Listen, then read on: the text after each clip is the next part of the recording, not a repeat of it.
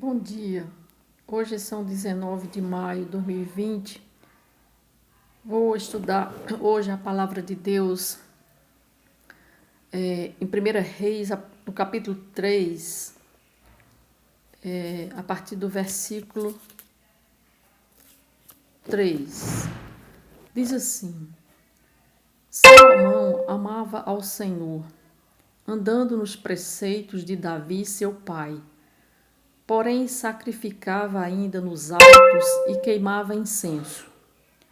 Foi o rei a Gibeão para lá sacrificar, porque era o alto maior. Ofereceu 1000 holocaustos Salomão naquele altar. Em Gibeão apareceu o Senhor a Salomão de noite em sonhos. Disse-lhe Deus: Pede-me o que queres que eu te dê. Respondeu Salomão: De grande benevolência usaste para com teu servo Davi, meu pai, porque ele andou contigo em fidelidade e em justiça e em retidão de coração perante a tua face. Mantiveste-lhe esta grande benevolência e lhe deste um filho, que se assentaste no seu trono, como hoje se vê. Agora, pois, ó Senhor meu Deus, tu fizeste reinar teu servo em lugar de Davi, meu pai. Não passo de uma criança, não sei como conduzir-me. Teu servo está no meio do teu povo, que elegeste, povo grande, tão numeroso que se não pode contar. Dá, pois, ao teu servo coração compreensivo, para julgar a teu povo, para que prudentemente discirna entre o bem e o mal. Pois quem poderia julgar a este grande povo? Estas palavras agradaram ao Senhor por haver Salomão pedido tal coisa. Disse-lhe Deus: Já que pediste esta coisa e não pediste longevidade, nem riquezas, nem a morte de teus inimigos, mas pediste entendimento para discernires o que é justo, eis que faço segundo as tuas palavras, dou-te coração sábio e inteligente, de maneira que antes de ti não houve teu igual, nem depois de ti o haverá.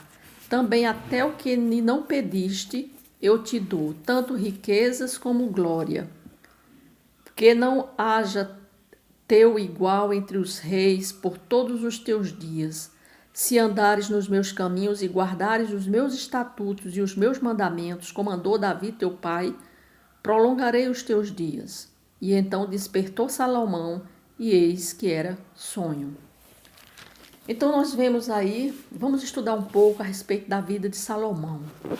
Salomão foi um filho mais novo do rei Davi.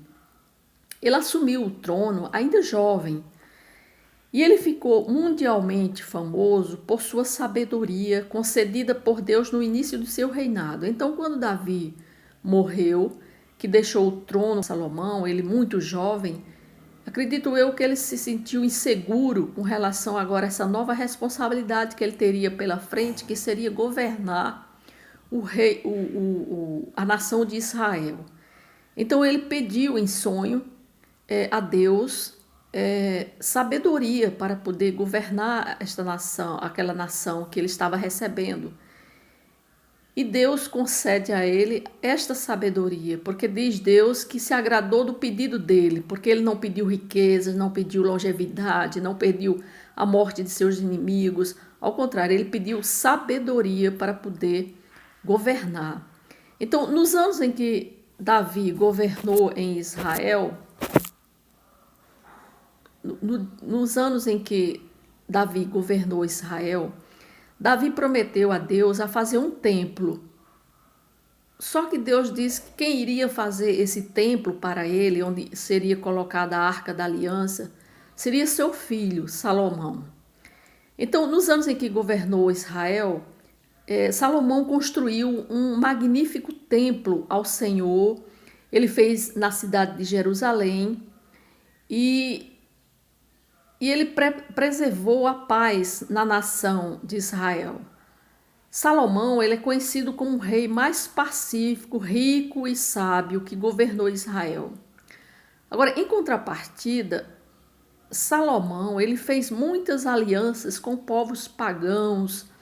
Ele instaurou um regime opressor com altos tributos sobre a nação E no final de sua vida, ele transigiu com a adoração às falsas divindades, construindo templos, prestando-lhe culto. E Salomão, eu acredito que como ele teve esse dom da sabedoria que foi concedido por Deus, eu acredito que ele se empolgou com este dom e a soberba, eu acho que subiu a cabeça dele, porque ele foi um homem que conquistou muitas coisas. Ele era um homem mais sábio do Oriente e de todo o mundo. A sua sabedoria, ela se propagava de uma maneira tal que pessoas vinham conhecê-lo e traziam presentes para ele, como foi o caso da rainha de Sabá, que veio somente para conhecer a sabedoria de Salomão, para conversar com ele, para vê-lo pessoalmente e ver toda a sua sabedoria.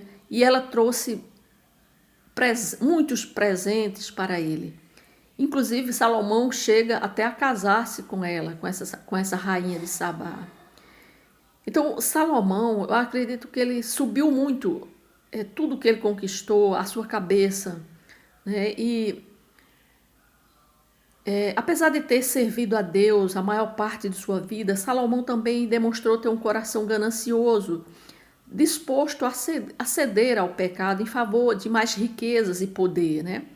Então, uma das provas disso foram as centenas de casamentos. Ele casou não só com a rainha de Sabá, mas com outras mulheres, de mulheres estrangeiras, de outros países, para justamente firmar acordos políticos, apesar da lei de Deus ser clara contra essa prática, né? Salomão, nós podemos dizer que Salomão, assim como ele pediu a Deus sabedoria e foi atendido, nós também, nós devemos ser como Salomão.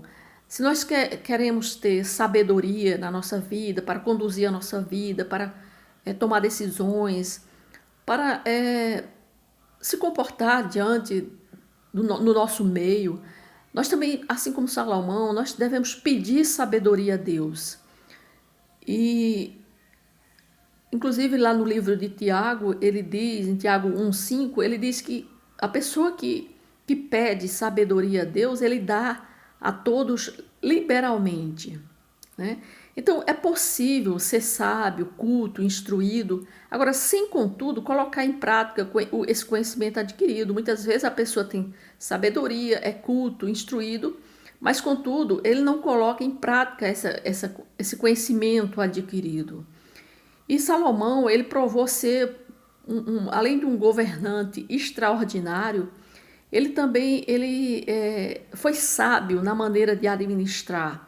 Ele administrou a nação de Israel com paz, consolidou a nação de Israel, não? Tornando-a conhecida e respeitada no mundo inteiro. Entretanto, ele não colocou em prática sua sabedoria na sua própria vida, nem na administração do seu lar, optando por ignorar a lei de Deus diversas vezes. Então, ele conhecia a lei de Deus, ele sabia da existência de Deus, que Deus tinha dado tudo aquilo a ele. Embora ele fosse uma pessoa cuidadosa em administrar a nação de Israel, mas ele não soube administrar a sua vida pessoal. Foi um homem que casou-se com muitas mulheres, né? Então, o cuidado em conhecer bem a palavra de Deus não é suficiente. É preciso ela ser colocada em prática, tanto na nossa vida pessoal, na nossa vida profissional, em todos os nossos destinos, em tudo que nós fizermos, em todas as áreas da nossa vida, nós temos que colocar em prática os ensinamentos da palavra de Deus, né? Salomão, durante toda a sua juventude e boa parte da sua vida adulta, ele demonstrou, ele temou ao Senhor, disposição em servir a Ele. Mas com o passar dos anos, ele deixou-se, eu acho que, se dominar pela soberba, ganância, autossuficiência, né? Chegando a ponto de adorar deuses que não foi o Senhor. Ele adorou outros deuses, agora aquilo dominado pelas mulheres com quais eles tinham relação. Então ele se deixou influenciar pela adoração daquelas outras mulheres que ele se casou e se deixou influenciar pela adoração a outros deuses, Então, isso nos mostra que nós não devemos ter cuidado, porque muitas vezes nós podemos ser influenciados por outras pessoas que não adoram a Deus, que não andam no caminho do Senhor, e às vezes nós podemos nos influenciar pela adoração a outros ídolos, ou seja, pessoas que adoram outras coisas que não a Deus, às vezes nós podemos nos influenciar, Nós temos que estar firmes na adoração ao Senhor e nunca nos descuidarmos, Nós devemos reconhecer as fraquezas da carne na nossa vida, vigiarmos para que não caiamos em tentação e buscarmos ao Senhor em humildade, todos os dias com humildade e temor, Não devemos nos apoiar em explicações lógicas do dia a dia para justificar o pecado. Muitas vezes Salomão ele tinha todos os argumentos para justificar seus inúmeros casamentos com mulheres estrangeiras, bem como os cavalos, por exemplo, que ele adquiriu no Egito, por exemplo, ele adquiriu muitos bens. Então, Deus ele tinha deixado escrito algumas advertências para o rei. Ele disse que se ele andasse nos caminhos do Senhor, ele teria longevidade. Então, nós devemos não fazer como Salomão. Nós não devemos seguir o exemplo de Salomão. Embora Salomão foi um homem muito abençoado por Deus, foi o homem mais sábio que já viveu nessa terra.